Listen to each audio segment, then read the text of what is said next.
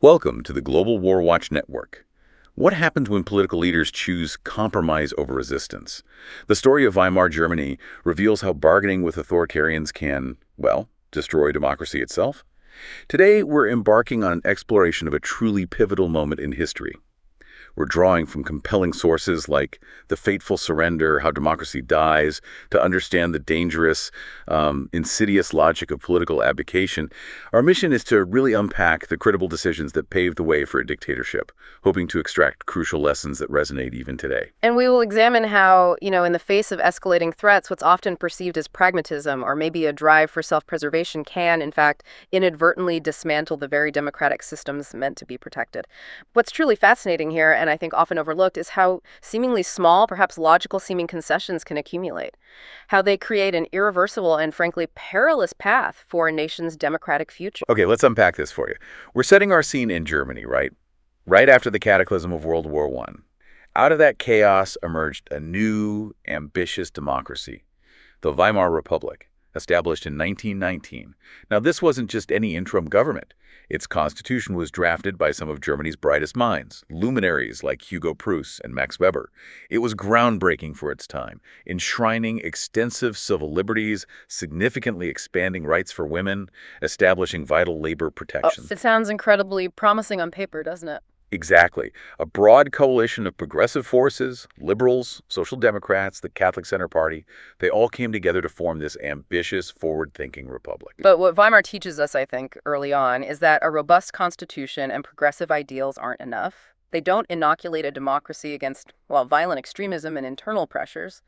This republic, despite its enlightened foundations, was incredibly fragile. It was born into a relentlessly volatile environment. Volatile is putting it mildly. Right.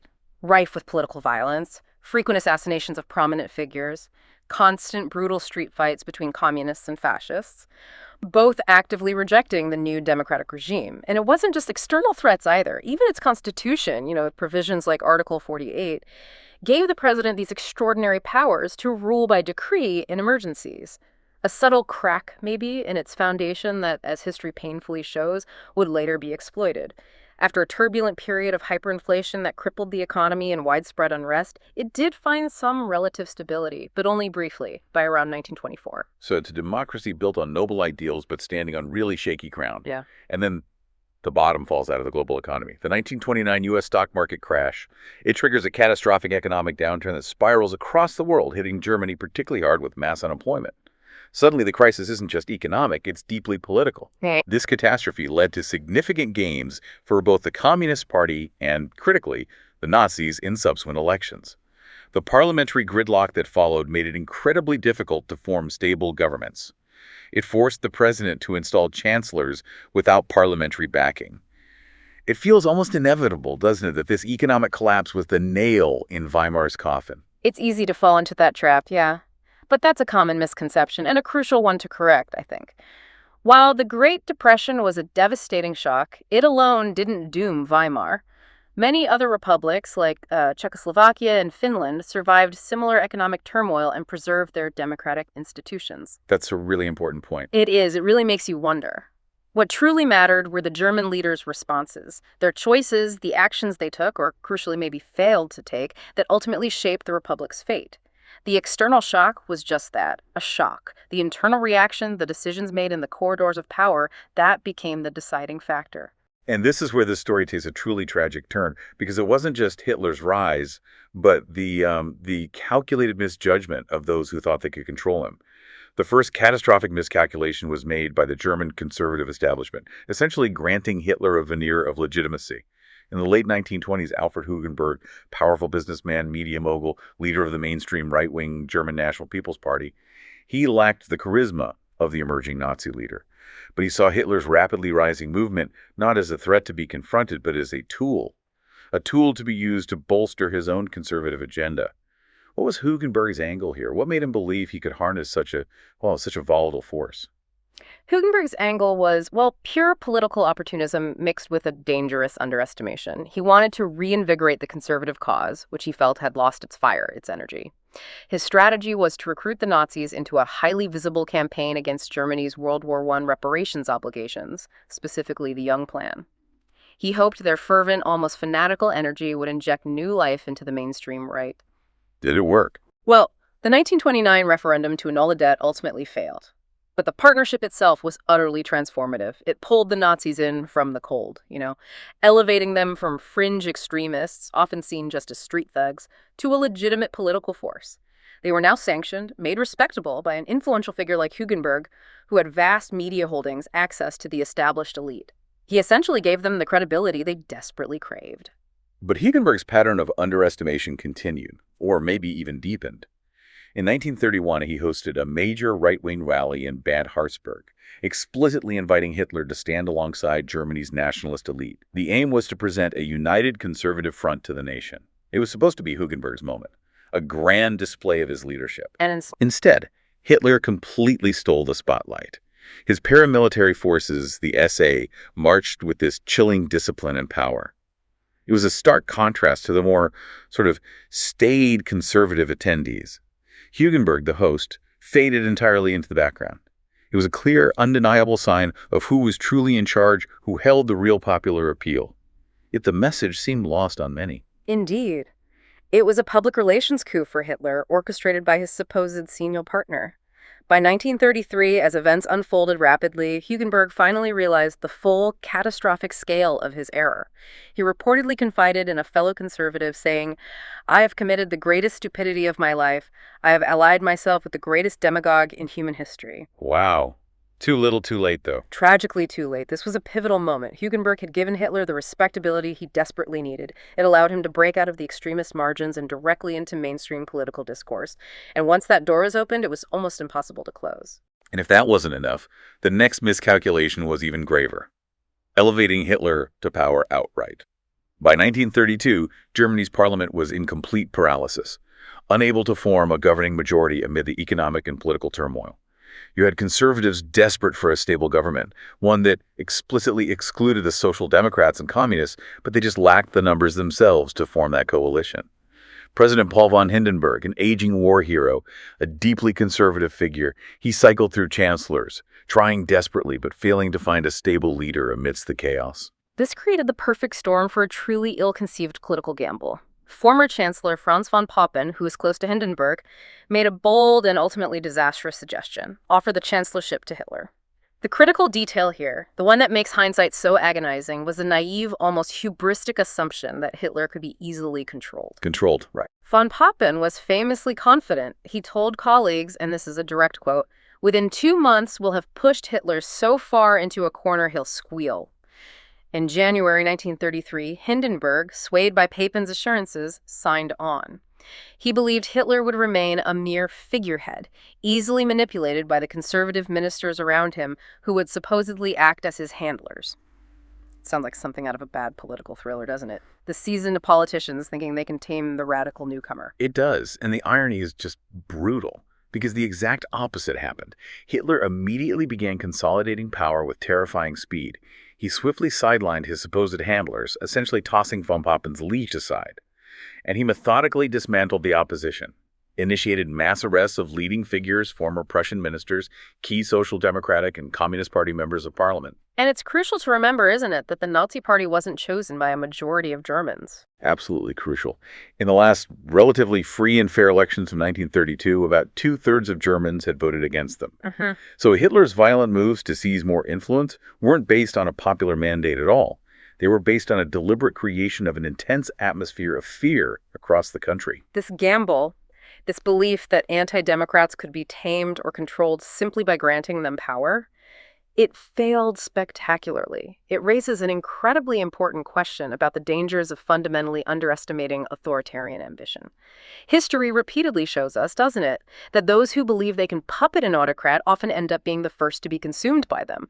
They mistake a radical's hunger for power as a willingness to negotiate or be contained, and then to further accelerate his agenda, the Reichstag fire provided a terrifyingly convenient pretext for even greater repression and consolidation of that power. Absolutely. That fire, in February 1933, the Parliament building severely damaged a direct attack on the symbols of democracy. Sessions were forced to relocate to the Kroll Opera House. Hitler's government immediately blamed communists, claiming they had undeniable proof of their involvement. A claim, we should add, Many historians still dispute fiercely. The response was swift, brutal, and utterly transformative. Mass arrests followed almost instantly, and Hitler immediately promulgated the Reichstag fire decree.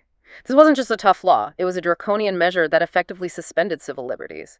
It severely restricted freedom of the press, freedom of assembly, and most alarmingly, allowed for indefinite detention without trial. It was the perfect tool to solidify his emerging authoritarian rule, using fear as its primary leverage.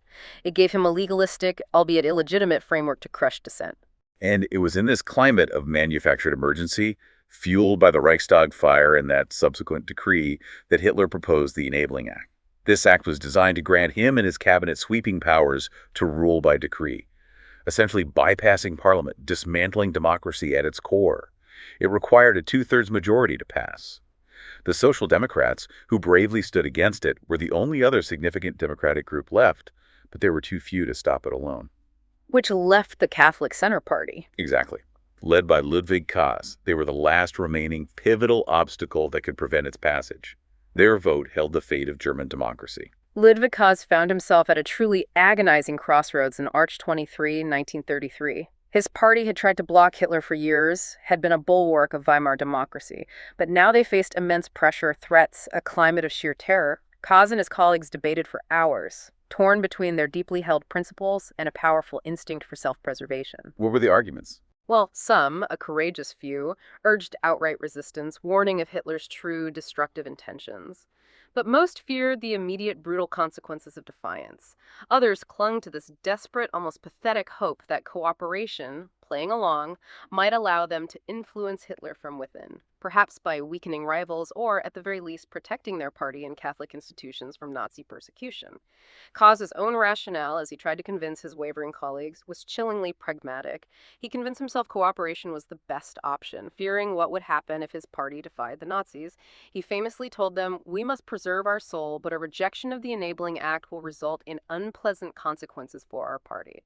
It was a choice born of fear and a profound misjudgment. And so, the vote was cast. In an astonishing and tragic moment that sealed democracy's fate, the act passed 444 to 94. Every single one of the 73 Center Party parliamentarians, despite their prior resistance, capitulated, voted yes. Kaas himself argued, trying to rationalize the decision, that if a two-thirds majority is not achieved, the government will carry out its plans through other means. Implying resistance was futile would only lead to worse outcomes, maybe even the violent abolition of their party. This was the final fatal miscalculation. It was the belief that democracy's protections, its checks and balances, its institutions could somehow be bargained away, while democracy itself could somehow survive. Or that by making a deal with this dangerous force, you could protect yourself. It raises an incredibly important question about the perceived necessity of evil, doesn't it? Whether making concessions to an autocrat can ever truly protect you in the long run. And the outcome proved it couldn't. Not at all. The outcome was stark and immediate. There was nothing strategic about this vote. Within months, the Center Party, along with all other opposition parties, was dissolved. Their support did not moderate Hitler. It simply gave him total, unchallengeable control. It proved their fears of defiance would likely have been less catastrophic than the reality of their compliance. So what does this all mean for us today, you might be asking? Oh.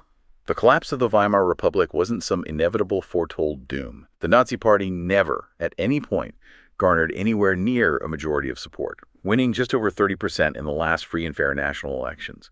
Mainstream political leaders in those crucial years had many, many opportunities to push back, to stand firm, to unify, but they chose not to.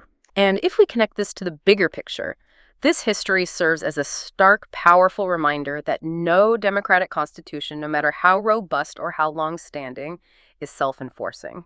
Citizens and leaders alike must actively, relentlessly defend democratic institutions against threats of any scale, from political violence to the slow erosion of norms. To quickly recap those profound miscalculations, Hugenberg believed he could use Hitler for his own political gain. Right. Von Papen believed he could control Hitler, keep him on a leash. And Ludwig Kaas and the Center Party believed capitulation would protect their party and buy them time. They were all tragically, catastrophically wrong. Each decision, seemingly pragmatic at the time, eroded a piece of democracy until nothing was left. Democracy rarely dies in a single dramatic moment, a sudden collapse. Instead, it's often chipped away through what we can aptly call abdication, a series of rationalizations and compromises, where those with power tell themselves that yielding ground will keep them safe. or that finding common ground with the disruptor, however radical, is more practical than standing firm against them. It's a slow, insidious process where principle is sacrificed for perceived expediency until the very system they sought to protect is gone. And this, for you listening, is the enduring, chilling lesson of Weimar. Extremism never triumphs on its own, not truly. It succeeds because others enable it, because of their own ambition, because of their overwhelming fear, or crucially, because they deeply misjudge the dangers of small, seemingly pragmatic concessions. Ultimately, those who empower an autocrat often surrender not only their democracy, but also the very influence, the very power they once hoped to preserve. They find themselves just as powerless, or even more so than those they originally sought to protect themselves from. As we reflect on the Weimar Republic, maybe consider this. How do we recognize the difference between genuine, productive compromise and dangerous, democracy-eroding abdication in our own times, especially when the stakes might feel equally high? What stands out to you from this discussion? Thank you for joining us for this broadcast on the Global War Watch Network. If you found this discussion insightful, please like, share, and subscribe to the Global War Watch Network for more explorations like this. Share your thoughts in the comment section below and join us on social media. The links are provided in the description. We appreciate your time and participation.